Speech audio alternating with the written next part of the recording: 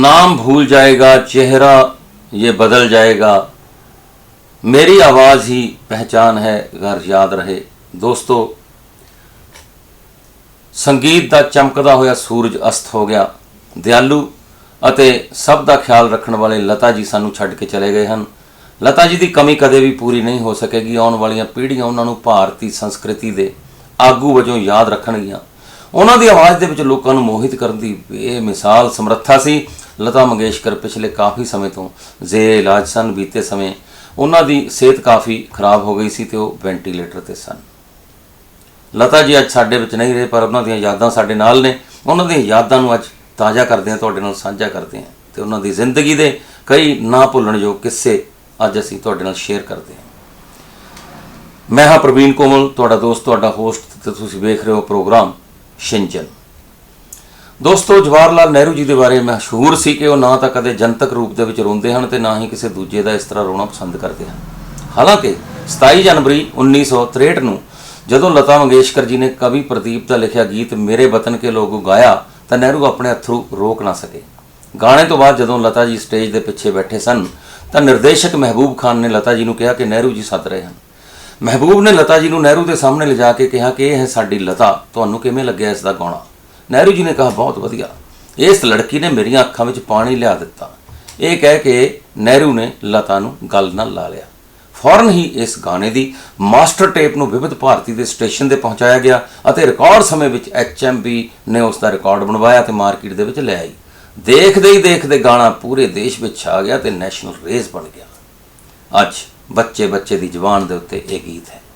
1964 ਦੇ ਵਿੱਚ ਜਦੋਂ ਨਹਿਰੂ ਮੁੰਬਈ ਆਏ ਤਾਂ ਲਤਾ ਨੇ ਉਹਨਾਂ ਦੇ ਸਾਹਮਣੇ ਵਰਬੋਰਨ ਸਟੇਡੀਅਮ ਦੇ ਵਿੱਚ ਆਰਜ਼ੂ ਫਿਲਮ ਦਾ ਗਾਣਾ ਅਜੀ ਰੂਠ ਕਰ ਕਹਾਂ ਜਾਓਗੇ ਗਾਇਆ ਸੀ ਤੇ ਉਸ ਸਮੇਂ ਨਹਿਰੂ ਜੀ ਨੇ ਇੱਕ ਚਿੱਠ ਭੇਜ ਕੇ ਮੁੜ ਤੋਂ ਐ ਮੇਰੇ ਵਤਨ ਕੇ ਲੋਗ ਗਾਉਣ ਦੀ ਮੰਗ ਕੀਤੀ ਤੇ ਲਤਾ ਜੀ ਨੇ ਨਹਿਰੂ ਜੀ ਦੀ ਉਹ ਫਰਮਾਇਸ਼ ਪੂਰੀ ਕੀਤੀ। 1949 ਵਿੱਚ ਅੰਦਾਜ਼ ਰਿਲੀਜ਼ ਹੋਣ ਤੋਂ ਬਾਅਦ ਸੰਗੀਤ ਚਾਰਟ ਦੇ ਪਹਿਲੇ 5 ਸਥਾਨ ਹਮੇਸ਼ਾ ਲਤਾ ਮੰਗੇਸ਼ਕਰ ਦੇ ਨਾਮ ਤੇ ਹੀ ਰਹੇ। ਜਦੋਂ ਲਤਾ ਮੰਗੇਸ਼ਕਰ 80 ਸਾਲ ਦੇ ਹੋਏ ਤਾਂ ਉਹਨਾਂ ਨੇ ਕਿਹਾ ਕਿ ਉਹਨਾਂ ਦੇ ਕੈਰੀਅਰ ਨੂੰ ਖੰਭ ਲੱਗੇ ਰਾਜ ਕਪੂਰ ਨਰਗਿਸ ਦੀ ਫਿਲਮ ਬਰਸਾਤ ਦੇ ਆਉਣ ਤੋਂ ਬਾਅਦ।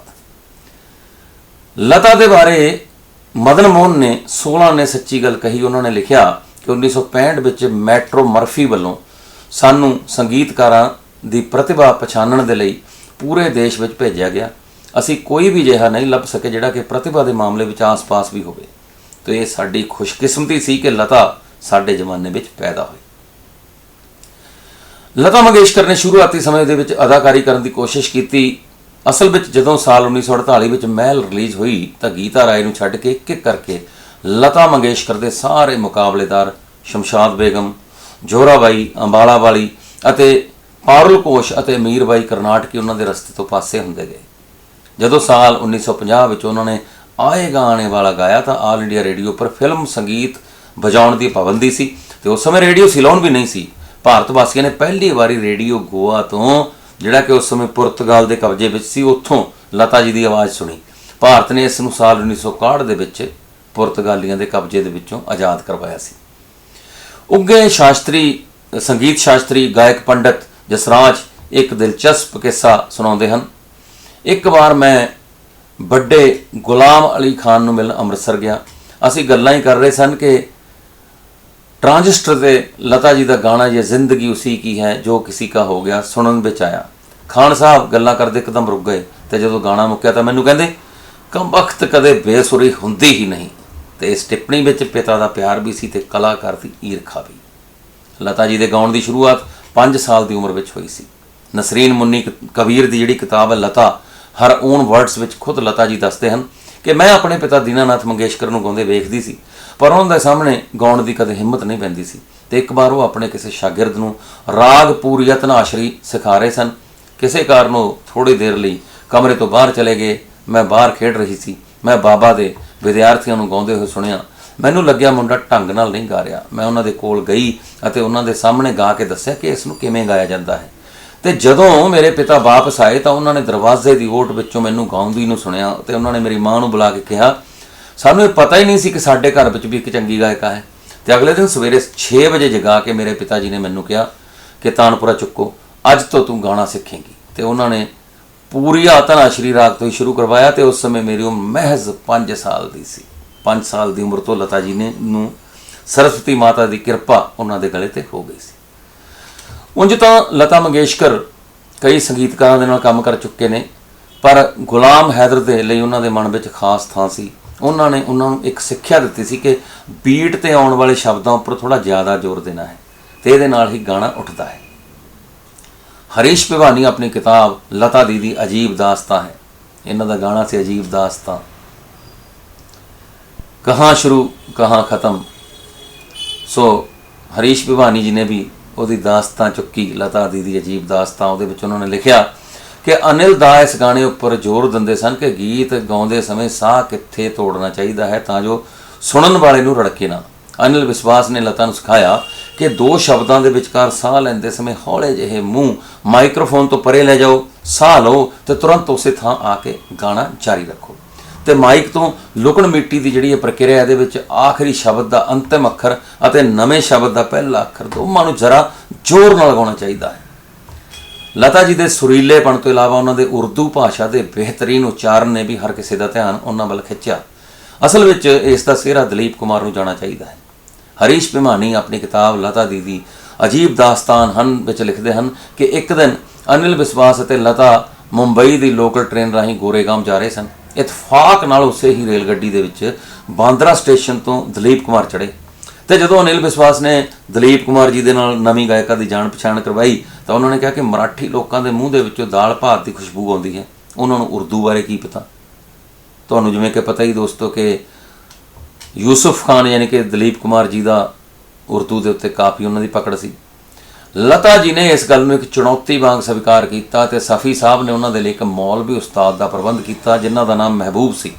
ਲਤਾ ਜੀ ਨੇ ਉਹਨਾਂ ਤੋਂ ਹੀ ਉਰਦੂ ਦੀਆਂ ਬਾਰੀਕੀਆਂ ਦਾ ਗਿਆਨ ਹਾਸਲ ਕੀਤਾ।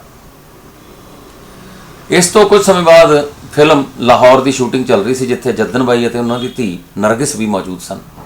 ਲਤਾ ਨੇ ਸਟੂਡੀਓ ਦੇ ਵਿੱਚ ਦੀਪਕ ਬਗੈਰ ਕੈਸੇ ਪਰਵਾਨੇ ਚੱਲ ਰਹੇ ਹੈ ਗੀਤ ਦੀ ਰਿਕਾਰਡਿੰਗ ਸ਼ੁਰੂ ਕੀਤੀ।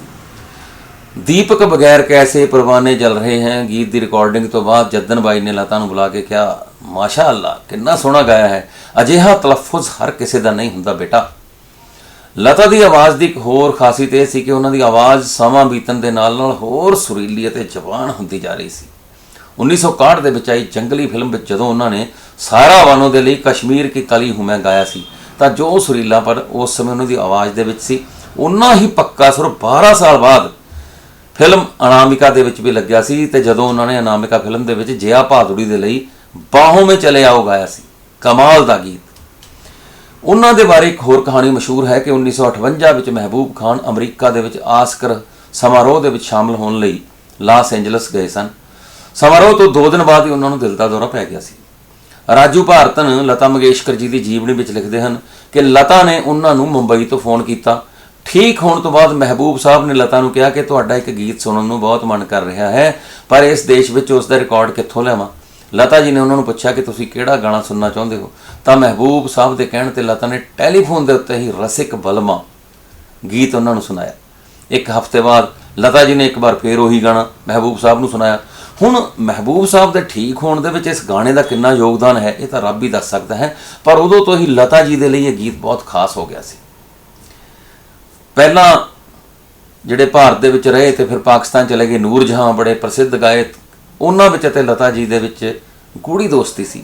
ਇੱਕ ਵਾਰ ਜਦੋਂ ਲਤਾ 1952 ਦੇ ਵਿੱਚ ਅੰਮ੍ਰਿਤਸਰ ਗਏ ਉਹਨਾਂ ਦੀ ਇੱਛਾ ਸੀ ਕਿ ਉਹ ਨੂਰ ਜਹਾਂ ਨੂੰ ਮਿਲਣ ਜਿਹੜੇ ਕਿ ਮਹਿਜ਼ 2 ਘੰਟੇ ਦੀ ਦੂਰੀ ਤੇ ਲਾਹੌਰ ਪਾਕਿਸਤਾਨ ਵਿੱਚ ਰਹਿੰਦੇ ਸਨ। ਤੁਰੰਤ ਹੀ ਨੂਰ ਜਹਾਂ ਨੂੰ ਫੋਨ ਮਿਲਾਇਆ ਗਿਆ ਅਤੇ ਦੋਵਾਂ ਨੇ ਘੰਟਿਆਂ ਬੱਧੀ ਫੋਨ ਤੇ ਗੱਲਬਾਤ ਕੀਤੀ ਅਤੇ ਫਿਰ ਤੈਅ ਹੋਇਆ ਦੋਵੇਂ ਭਾਰਤ ਪਾਕਿਸਤਾਨ ਸਰਹੱਦ ਤੇ ਇੱਕ ਦੂਜੇ ਨੂੰ ਮਿਲਣਗੇ। ਮਸ਼ਹੂਰ ਸੰਗੀਤਕਾਰ ਸੀ ਰਾਮਚੰਦਰ ਆਪਣੀ ਸਵੈ ਜੀਵਨੀ ਦੇ ਵਿੱਚ ਲਿਖਦੇ ਹਨ ਕਿ ਮੈਂ ਆਪਣੇ ਸੰਪਰਕਾਂ ਨਾਲ ਇਸ ਮੁਲਾਕਾਤ ਦਾ ਪ੍ਰਬੰਧ ਕਰਵਾਇਆ ਸੀ। ਇਹ ਮੁਲਾਕਾਤ ਵਾਘਾ ਸਰਹੱਦ ਦੇ ਨੇੜੇ ਉਸ ਥਾਂ ਤੇ ਹੋਈ ਸੀ ਜਿਸ ਨੂੰ ਫੌਜ ਦੀ ਭਾਸ਼ਾ ਵਿੱਚ ਨੋ ਮੈਨ ਲੈਂਡ ਕਿਹਾ ਜਾਂਦਾ ਹੈ, ਯਾਨੀ ਕਿ ਜਿੱਥੇ ਕੋਈ ਵੀ ਆਦਮੀ ਨਹੀਂ ਇਨਸਾਨ ਜਾ ਸਕਦਾ। ਜਿਵੇਂ ਹੀ ਨੂਰ ਜਹਾਂ ਨੇ ਲਤਾ ਨੂੰ ਵੇਖਿਆ ਤਾਂ ਦੌੜਦੀ ਹੋਈ ਆਈ ਅਤੇ ਕਿਸੇ ਵਿਛੜੇ ਹੋਏ ਦੋਸਤ ਦੀ ਤਰ੍ਹਾਂ ਉਹਨਾਂ ਨੂੰ ਘੁੱਟ ਕੇ ਗਲਬੱਕੜੀ ਪਾ ਰਹੀ। ਦੋਵਾਂ ਦੀਆਂ ਅੱਖਾਂ ਦੇ ਵਿੱਚ ਹੰਝੂ ਵਹਿ ਤੁਰੇ। ਉੱਥੇ ਮੌਜੂਦ ਇਹ ਨਜ਼ਾਰਾ ਵੇਖ ਕੇ ਹਰ ਕੋਈ ਆਪਣੇ ਹੰਝੂਆਂ ਨੂੰ ਰੋਕ ਨਾ ਸਕਿਆ, ਇੱਥੋਂ ਤੱਕ ਕਿ ਦੋਹਾਂ ਪਾਸਿਆਂ ਦੇ ਸੈਨਿਕ ਵੀ ਭਾਵੁਕ ਹੋ ਗਏ ਸਨ। ਨੂਰ ਜਹਾਂ ਲਤਾ ਦੇ ਲਈ ਲਾਹੌਰ ਤੋਂ ਬਿਰਿਆਨੀ ਲੈ ਕੇ ਆਏ ਸਨ। ਨੂਰ ਜਹਾਂ ਦੇ ਪਤੀ ਵੀ ਉਹਨਾਂ ਦੇ ਨਾਲ ਆਏ ਸਨ। ਲਤਾ ਦੇ ਨਾਲ ਉਹਨਾਂ ਦੀਆਂ ਦੋਵੇਂ ਭੈਣਾਂ ਮੀਨਾ ਤੇ ਊਸ਼ਾ ਤੇ ਉਹਨਾਂ ਦੀ ਇੱਕ ਸਹੇਲੀ ਮੰਗਲਾ ਸੀ। ਇਹ ਘਟਨਾ ਇਹ ਦਰਸਾਉਂਦੀ ਹੈ ਦੋਸਤੋ ਕਿ ਸੰਗੀਤ ਲਈ ਕੋਈ ਸੀਮਾ ਜਾਂ ਕੋਈ ਰੁਕਾਵਟ ਨਹੀਂ ਹੁੰਦੀ। ਤੇ ਅੱਜ ਇਹੀ ਕਾਰਨ ਹੈ ਕਿ ਲਾਹੌਰ ਦੇ ਵਿੱਚ ਵੀ ਹਰ ਬਸ਼ਰ ਦੀਆਂ, ਚਾਹੇ ਉਹ ਰਾਜਨੀਤੀ ਨਾਲ ਸੰਬੰਧ ਰੱਖਦਾ, ਚਾਹੇ ਕੋਈ ਆਮ ਆਦਮੀ ਹੈ, ਚਾਹੇ ਕੋਈ ਫੌਜ ਨਾਲ ਸੰਬੰਧ ਰੱਖਦਾ, ਹਰ ਇੱਕ ਦੀ ਅੱਖ ਨਮ ਹੈ। ਵੈਸੇ ਤਾਂ ਲਤਾ ਨੇ ਕਈ ਗਾਇਕਾਂ ਨਾਲ ਕੰਮ ਕੀਤਾ ਹੈ, ਪਰ ਮੁਹੰਮਦ ਰਫੀ ਜੀ ਦੇ ਨਾਲ ਗਾਏ ਗਏ ਉਹਨਾਂ ਦੇ ਗੀਤ ਲੋਕਾਂ ਵੱਲੋਂ ਵਧੇਰੇ ਪਸੰਦ ਕੀਤੇ ਗਏ ਹਨ। ਰਫੀ ਜੀ ਦੇ ਬਾਰੇ ਗੱਲ ਕਰਦਿਆਂ ਇੱਕ ਵਾਰ ਲਤਾ ਜੀ ਨੇ ਦਿਲਚਸਪ ਕਿੱਸਾ ਸੁਣਾਇਆ ਸੀ। ਇੱਕ ਵਾਰ ਮੈਂ ਅਤੇ ਰਫੀ ਸਾਹਿਬ ਸਟੇਜ ਤੋਂ ਗਾ ਰਹੇ ਸੀ। ਗੀਤ ਦੀਆਂ ਲਾਈਨਾਂ ਸਨ, ਐਸੇ हंस हंस के ना देखा करो तुम सबकी तरफ, लोग ऐसी ही अदाओं पर फिदा होते हैं। तो रफ़ी साहब ने इस लाइन को जिस तरह पढ़ दिता कि लोग ऐसे ही फिदाओं पर अदा होते हैं। ये सुनता ही लोग उच्ची उच्ची हसन लग पे, रफ़ी साहब भी हसन लग पे, तो फिर लता जी भी अपना हासा ना रोक सके। नतीजा यह निकलिया कि दोहें गीत पूरा ना कर सके, तो प्रबंधकों को पर्दा खिंच के उसनों खत्म करवाना पिया। 60 ਦੇ ਦਹਾਕੇ ਵਿੱਚ ਲਤਾ ਜੀ ਦੇ ਗਾਣਿਆਂ ਦੀ ਰਾਇਲਟੀ ਨੂੰ ਲੈ ਕੇ ਲਤਾ ਅਤੇ ਰਫੀ ਸਾਹਿਬ ਵਿਚਕਾਰ ਮਤਭੇਦ ਪੈਦਾ ਹੋ ਗਏ ਸਨ। ਉਸ ਲੜਾਈ ਦੇ ਵਿੱਚ ਮੁਕੇਸ਼, ਤਲਤ ਮਹਿਮੂਦ, ਕਿਸ਼ੋਰ ਕੁਮਾਰ ਅਤੇ ਮੰਨਾ ਡੇ ਲਤਾ ਜੀ ਦੇ ਨਾਲ ਸਨ, ਜਦਕਿ ਆਸ਼ਾ ਭੋਂਸਲੇ ਮੁਹੰਮਦ ਰਫੀ ਜੀ ਦੇ ਹੱਕ ਵਿੱਚ ਸੀ। 4 ਸਾਲਾਂ ਤੱਕ ਦੋਵਾਂ ਨੇ ਇੱਕ ਦੂਜੇ ਦਾ ਬਾਈਕਾਟ ਕੀਤਾ ਤੇ ਫਿਰ ਸਚਿਨ ਦੇਵ ਬਰਮਨ ਨੇ ਦੋਹਾਂ ਦੀ ਸੁਲਾਹ ਸਫਾਈ ਕਰਵਾਈ ਸੀ। ਸਚਿਨ ਦੇਵ ਬਰਮਨ ਯਾਨੀ ਕਿ ਸਚਿਨ ਦੇਵ ਬਰਮਨ ਯਾਨੀ ਕਿ ਸਚਿਨ ਦਾ ਵੀ ਲਤਾ ਨੂੰ ਬਹੁਤ ਪਸੰਦ ਕਰਦੇ ਸਨ।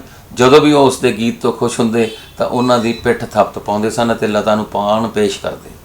ਸਚਿਨ ਪਾਣ ਦੇ ਬਹੁਤ ਸ਼ੌਕੀਨ ਸਨ ਅਤੇ ਉਹਨਾਂ ਦੇ ਨਾਲ ਇੱਕ ਪਾਣਦਾਨ ਚੱਲਿਆ ਕਰਦਾ ਸੀ, ਪਰ ਉਹ ਕਿਸੇ ਨੂੰ ਵੀ ਪਾਣ ਨਹੀਂ ਦਿੰਦੇ ਸਨ। ਜੇਕਰ ਉਹ ਕਿਸੇ ਨੂੰ ਆਪਣਾ ਪਾਣ ਪੇਸ਼ ਕਰਦੇ ਤਾਂ ਇਹਦਾ ਮਤਲਬ ਇਹ ਸੀ ਕਿ ਤੁਹਾਡੇ ਤੋਂ ਬਹੁਤ ਖੁਸ਼ ਹਨ। ਤੇ ਇੱਕ ਵਾਰ ਸਚਿਨ ਦੇਵ ਅਤੇ ਲਤਾ ਵਿਚਕਾਰ ਲੜਾਈ ਵੀ ਹੋ ਗਈ ਸੀ। ਹੋਇਆ ਇਹ ਸੀ ਕਿ ਲਤਾ ਨੇ ਮਿਸ ਇੰਡੀਆ ਫਿਲਮ ਵਿੱਚ ਗਾਣਾ ਗਾਇਆ ਸੀ। ਬਰਮਨ ਨੇ ਕਿਹਾ ਕਿ ਉਹ ਚਾਹੁੰਦੇ ਹਨ ਕਿ ਲਤਾ ਇਸ ਗਾਣੇ ਨੂੰ ਸੌਫਟ ਮੂਡ ਵਿੱਚ ਗਾਵੇ। ਲਤਾ ਜੀ ਨੇ ਕਿਹਾ ਕਿ ਠੀਕ ਹੈ, ਮੈਂ ਗਾ ਦੇਵਾਂਗੀ, ਪਰ ਅਜੇ ਮੈਂ ਥੋੜ੍ਹਾ ਰੁੱਝੀ ਹੋਈ ਹਾਂ। ਅਤੇ ਕੁਝ ਦਿਨਾਂ ਬਾਅਦ ਬਰਮਨ ਨੇ ਰਿਕਾਰਡਿੰਗ ਦੀ ਤਾਰੀਖ ਤੈਅ ਕਰਨ ਲਈ ਲਤਾ ਕੋਲ ਜਦੋਂ ਕਿਸੇ ਨੂੰ ਭੇਜਿਆ, ਉਸ ਵਿਅਕਤੀ ਨੇ ਬਰਮਨ ਨੂੰ ਇਹ ਕਹਿਣ ਦੀ ਬਜਾਏ ਕਿ ਲਤਾ ਕੋਲ ਹਾਲੇ ਸਮਾਂ ਨਹੀਂ ਹੈ, ਉਸ ਨੇ ਕਿਹਾ ਕਿ ਲਤਾ ਨੇ ਗਾਣੇ ਨੂੰ ਗਾਉਣ ਤੋਂ ਮਨਾ ਹੀ ਕਰ ਦਿੱਤਾ ਹੈ। ਹੁਣ ਦਾਦਾ ਨਾਰਾਜ਼ ਹੋ ਗਏ ਤੇ ਉਹਨਾਂ ਨੇ ਗੁੱਸੇ 'ਚ ਕਿਹਾ ਕਿ ਹੁਣ ਉਹ ਕਦੇ ਵੀ ਲਤਾ ਨਾਲ ਕੰਮ ਨਹੀਂ ਕਰਨਗੇ। ਲਤਾ ਨੇ ਵੀ ਉਹਨਾਂ ਨੂੰ ਫੋਨ ਕਰਕੇ ਕਹਿ ਦਿੱਤਾ ਕਿ ਤੁਹਾਨੂੰ ਐਲਾਨ ਕਰਨ ਦੀ ਲੋੜ ਨਹੀਂ ਹੈ, ਮੈਂ ਖੁਦ ਤੁਹਾਡੇ ਨਾਲ ਕੰਮ ਨਹੀਂ ਕਰਾਂਗੀ। ਤੇ ਕਈ ਸਾਲਾਂ ਬਾਅਦ ਦੋਵਾਂ ਵਿਚਕਾਰ ਗਲਤਫਹਿਮੀ ਦੂਰ ਹੋਈ ਅਤੇ ਫਿਰ ਲਤਾ ਨੇ ਬੰਦਨੀ ਫਿਲਮ ਦੇ ਵਿੱਚ ਉਹਨਾਂ ਦੇ ਲਈ ਮੇਰਾ ਗੋਰਾ ਅੰਗ ਲਈ ਗਾਇਆ। ਲਤਾ ਮੰਗੇਸ਼ਕਰ ਜੀ ਨੂੰ ਕ੍ਰਿਕਟ ਦਾ ਬਹੁਤ ਸ਼ੌਕ ਸੀ। ਉਹਨਾਂ ਨੇ ਪਹਿਲੀ ਵਾਰ 1946 ਵਿੱਚ ਮੁੰਬਈ ਦੇ ਬ੍ਰੇਬੋਰਨ ਸਟੇਡੀਅਮ ਦੇ ਵਿੱਚ ਭਾਰਤ ਅਤੇ ਆਸਟ੍ਰੇਲੀਆ ਵਿਚਾਲੇ ਟੈਸਟ ਮੈਚ ਵੇਖਿਆ ਸੀ। ਉਹਨਾਂ ਨੇ ਇੱਕ ਵਾਰ ਇੰਗਲੈਂਡ ਦੇ ਵਿੱਚ ਓਵਲ ਮੈਦਾਨ ਦੇ ਵਿੱਚ ਇੰਗਲੈਂਡ ਅਤੇ ਪਾਕਿਸਤਾਨ ਵਿਚਕਾਰ ਇੱਕ ਟੈਸਟ ਮੈਚ ਵੀ ਵੇਖਿਆ ਸੀ। ਕ੍ਰਿਕਟ ਦੇ ਮਹਾਨ ਖਿਡਾਰੀ ਡੌਨ ਬ੍ਰੈਡਮੈਨ ਨੇ ਉਹਨਾਂ ਨੂੰ ਇੱਕ ਤਸਵੀਰ ਭੇਟ ਕੀਤੀ ਸੀ, ਜਿਹਦੇ ਉੱਤੇ ਉਹਨਾਂ ਨੇ ਆਪਣੇ ਦਸਤਖਤ ਕੀਤੇ ਸਨ। ਲਤਾ ਮੰਗੇਸ਼ਕਰ ਦੇ ਕੋਲ ਤੁਹਾਨੂੰ ਦੱਸ ਦਈਏ ਕਿ ਕਾਰਾਂ ਦੀ ਵੱਡੀ ਕਲੈਕਸ਼ਨ ਸੀ। ਉਹਨਾਂ ਨੇ ਸਭ ਤੋਂ ਪਹਿਲਾਂ ਸਿਲਵਰ ਰੰਗ ਦੀ ਹਿਲਮੈਨ ਖਰੀਦੀ ਸੀ, ਜਿਹਦੇ ਲਈ ਉਹਨਾਂ ਨੇ ਉਸ ਜ਼ਮਾਨੇ ਦੇ ਵਿੱਚ 8000 ਰੁਪਏ ਖਰਚ ਕੀਤੇ ਸਨ। ਉਸ ਸਮੇਂ ਉਹਨਾਂ ਨੂੰ ਹਰ ਗੀਤ ਲਈ 200, 250 ਤੋਂ ਲੈ ਕੇ 500 ਰੁਪਏ ਤੱਕ ਮਿਲਦੇ ਸਨ। 1964 ਦੇ ਵਿੱਚ ਸੰਗਮ ਫਿਲਮ ਤੋਂ ਉਹਨਾਂ ਨੂੰ ਹਰ ਗੀਤ ਲਈ 2000 ਰੁਪਏ ਮਿਲਣੇ ਸ਼ੁਰੂ ਹੋ ਗਏ ਸਨ। ਫਿਰ ਉਹਨਾਂ ਨੇ ਹਿਲਮੈਨ ਵੇਚ ਕੇ ਨੀਲੇ ਰੰਗ ਦੀ ਸ਼ੈਵਰਲੇਟ ਕਾਰ ਖਰੀਦੀ ਸੀ। ਜਦੋਂ ਲਤਾ ਨੇ ਯਸ਼ ਚੋਪੜਾ ਦੀ ਫਿਲਮ ਵੀਰ ਜਾਰਾ ਲਈ ਗੀਤ ਗਾਏ ਤਾਂ ਉਹਨਾਂ ਨੇ ਚੋਪੜਾ ਵੱਲੋਂ ਦਿੱਤੇ ਗਏ ਮਿਹਨਤਾਣੇ ਨੂੰ ਇਹ ਕਹਿ ਕੇ ਸਵੀਕਾਰ ਨਹੀਂ ਕੀਤਾ ਕਿ ਉਹ ਉਹਨਾਂ ਦੇ ਭਰਾ ਵਰਗੇ ਹਨ। ਜਦੋਂ ਇਹ ਫਿਲਮ ਰਿਲੀਜ਼ ਹੋਈ ਤਾਂ ਯਸ਼ ਚੋਪੜਾ ਨੇ ਲਤਾ ਜੀ ਨੂੰ ਤੋਹਫੇ ਵਜੋਂ ਮਰਸੀਡੀਜ਼ ਕਾਰ ਭੇਟ ਕੀਤੀ ਸੀ। ਆਪਣੀ ਜ਼ਿੰਦਗੀ ਦੇ ਆਖਰੀ ਦਿਨਾਂ ਤੱਕ ਲਤਾ ਨੇ ਉਸੇ ਕਾਰ ਦੇ ਵਿੱਚ ਸਫ਼ਰ ਕੀਤਾ ਸੀ। ਲਤਾ ਮੰਗੇਸ਼ਕਰ ਜੀ ਨੂੰ ਹੀਰਿਆਂ ਅਤੇ ਪੰਨੇ ਦਾ ਬਹੁਤ ਸ਼ੌਕ ਸੀ। 1948 ਦੇ ਵਿੱਚ ਆਪਣੀ ਕਮਾਈ ਨਾਲ ਉਹਨਾਂ ਨੇ 700 ਰੁਪਏ ਦੇ ਵਿੱਚ ਆਪਣੇ ਲਈ ਇੱਕ ਹੀਰੇ ਦੀ ਮੁੰਦਰੀ ਬਣਵਾਈ ਸੀ।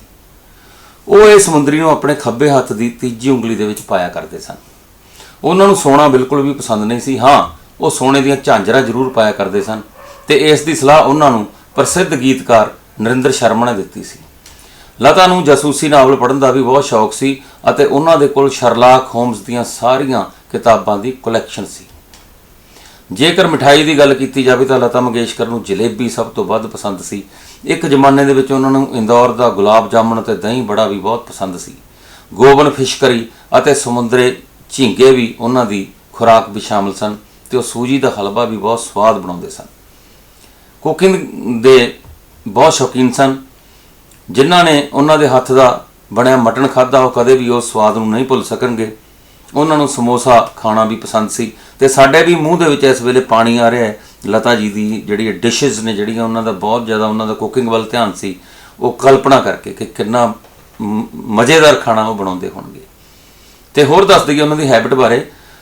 ਆਮ ਲੋਕ ਸੋਚਦੇ ਨੇ ਕਿ ਸ਼ਾਇਦ ਸੰਗੀਤਕਾਰ ਗਾਇਕ ਜਿਹੜੇ ਹੁੰਦੇ ਨੇ ਉਹ ਖੱਟੀਆਂ ਮਿੱਠੀਆਂ ਚੀਜ਼ਾਂ ਜਿਹੜੀਆਂ ਨੇ ਘੱਟ ਖਾਂਦੇ ਨੇ ਗਲੇ ਕਰਕੇ, ਪਰ ਤੁਹਾਨੂੰ ਦੱਸ ਦਈਏ ਕਿ ਲਤਾ ਮੰਗੇਸ਼ਕਰ ਜੀ ਨੂੰ ਗੋਲ ਗੱਪੇ ਖਾਣੇ ਬੜੇ ਪਸੰਦ ਸਨ।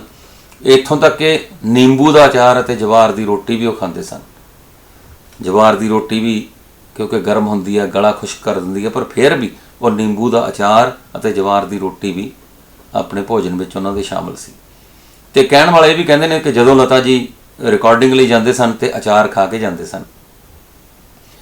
ਅੱਜ ਭਾਰਤ ਦੇ ਵਿੱਚ ਲਤਾ ਮੰਗੇਸ਼ਕਰ ਜੀ ਨੂੰ ਪੂਜਣ ਦੀ ਹੱਦ ਤੱਕ ਪਿਆਰ ਕੀਤਾ ਜਾਂਦਾ ਹੈ। ਕਈ ਲੋਕ ਉਹਨਾਂ ਦੀ ਆਵਾਜ਼ ਨੂੰ ਪਰਮਾਤਮਾ ਦਾ ਸਭ ਤੋਂ ਵਿਲੱਖਣ ਤੋਹਫਾ ਮੰਨਦੇ ਹਨ। ਲਤਾ ਮੰਗੇਸ਼ਕਰ ਨੂੰ 1999 ਦੇ ਵਿੱਚ ਫਿਲਮਾਂ ਦੇ ਸਭ ਤੋਂ ਵੱਡੇ ਪੁਰਸਕਾਰ ਦਾਦਾ ਸਾਹਿਬ ਫਾਲਕੇ ਅਤੇ 2001 ਵਿੱਚ ਭਾਰਤ ਦੇ ਸਰਵਉੱਚ ਨਾਗਰਿਕ ਸਨਮਾਨ ਭਾਰਤ ਰਤਨ ਨਾਲ ਨਵਾਜਿਆ ਗਿਆ ਸੀ। ਲਤਾ ਮੰਗੇਸ਼ਕਰ ਨੂੰ ਸਭ ਤੋਂ ਵੱਡੀ ਸ਼ਰਧਾਂਜਲੀ ਮਸ਼ਹੂਰ ਗੀਤਕਾਰ ਮਜਰੂਹ ਸੁਲਤਾਨਪੁਰੀ ਨੇ ਦਿੱਤੀ ਸੀ। ਉਹਨਾਂ ਨੇ ਲਤਾ ਮੰਗੇਸ਼ਕਰ ਸਿਰਲੇਖ ਹੇਠ ਲਿਖੀ ਨਜ਼ਮ ਦੇ ਵਿੱਚ ਲਿਖਿਆ ਸੀ ਕਿ ਜਹਾਂ ਰੰਗ ਨਾ ਖੁਸ਼ਬੂ ਹੈ ਕੋਈ, तेरे होठों से महक जाते हैं अफकार मेरे, मेरे लफ्ज़ों को जो छू लेती है आवाज़ तेरी, सरहदें तोड़ कर उड़ जाते हैं अशआर मेरे।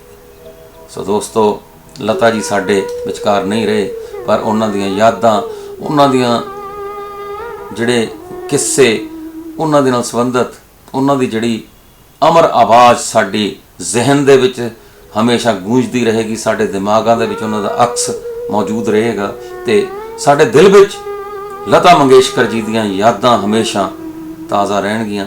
सो दोस्तों, होर मित्रां नूं भी लता जी दे जिंदगी दे इन्हां किस्सियां बारे जानकारी मिल सके, इस लई कृपा करके इस वीडियो नूं वध तों वध शेयर करो ते नाल दी नाल दोस्तों बैल आइकन दा बटन दबाओ तां जो तुहानूं अपडेट्स मिलदे रहण। ते एक गुजारिश हो रहा है कि गल पंजाब दी टीवी नूं YouTube ਦੇ ਉੱਤੇ ਸਬਸਕ੍ਰਾਈਬ ਜ਼ਰੂਰ ਕਰੋ ਦੋਸਤੋ। ਤੇ ਹੁਣ ਮੈਨੂੰ ਦਿਓ ਇਜਾਜ਼ਤ, ਵੇਖਦੇ ਰਹੋ ਗੱਲ ਪੰਜਾਬ ਦੀ, ਗੱਲ ਸਾਡੀ ਤੇ ਸਾਡੇ ਸਾਰਿਆਂ ਦੀ।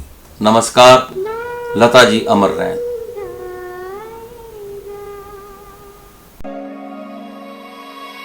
Holding on to things that are changing me, thinking I knew it all, but now I see you showed me all that I could be, and with regret I turned, and now I don't know me.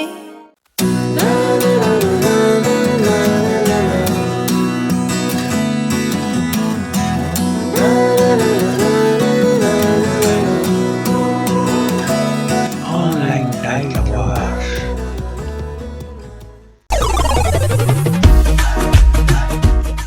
ਦੋਸਤੋ, ਸਾਡੇ ਲਈ ਮਾਣ ਦੀ ਗੱਲ ਹੈ ਕਿ ਤੁਸੀਂ ਹਰ ਰੋਜ਼ ਗੱਲ ਪੰਜਾਬ ਦੀ TV ਦੇਖਦੇ ਹੋ। ਇੱਕ ਗੁਜ਼ਾਰਿਸ਼, ਚੈਨਲ ਨੂੰ YouTube ਤੇ ਸਬਸਕ੍ਰਾਈਬ ਜ਼ਰੂਰ ਕਰੋ ਅਤੇ ਰੋਜ਼ਾਨਾ ਨੋਟੀਫਿਕੇਸ਼ਨ ਦੇ ਲਈ ਬੈਲ ਆਈਕਨ ਜ਼ਰੂਰ ਦਬਾਓ। ਦੇਸ਼ ਅਤੇ ਦੁਨੀਆ ਦੀ ਜ਼ਿਆਦਾ ਜਾਣਕਾਰੀ ਲਈ ਤੁਸੀਂ ਜੁੜੇ ਰਹੋ ਗੱਲ ਪੰਜਾਬ ਦੀ ਟੀਵੀ ਦੇ ਨਾਲ।